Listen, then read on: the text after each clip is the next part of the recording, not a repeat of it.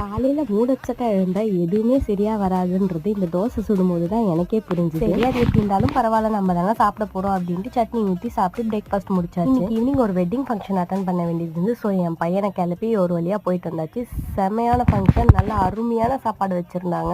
நம்ம சும்மா வெட்டியா இருக்கும்போது நமக்கு திடீர்னு ஒரு ஞானோதயம் வந்து இல்லையா, எனக்கு அந்த மாதிரி என்ன தோணுச்சுன்னா, இந்த சொசைட்டில இருக்க மோஸ்ட் ஆஃப் ஆல் எல்லா பெண்களும் வந்து நான் வந்து இவரோட பொண்ணு, இவங்களோட மனைவி, இவங்களோட அம்மா அப்படின்ட்டு அவங்க பசங்களையோ ஹஸ்பண்டையோ பேரண்ட்ஸையோ சார்ந்துதான் இருக்காங்க.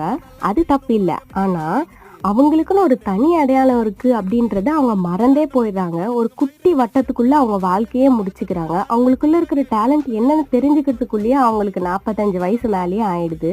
இதாவது ஒரு சுச்சுவேஷன்ல கண்டிப்பா உங்களை நீங்க ரியலைஸ் பண்ற மூமெண்ட் வரும். அந்த மூமெண்ட்டை கெட்டிமா பிடிச்சிக்கோங்க. அந்த மாதிரி மூமெண்ட் உங்க லைஃப்ல நடந்துச்சான்னு என்கிட்ட மறக்காம கீழே கமெண்ட்ல ஷேர் பண்ணிக்கோங்க. உங்களை நெக்ஸ்ட் மீட் பண்றேன். பாய்.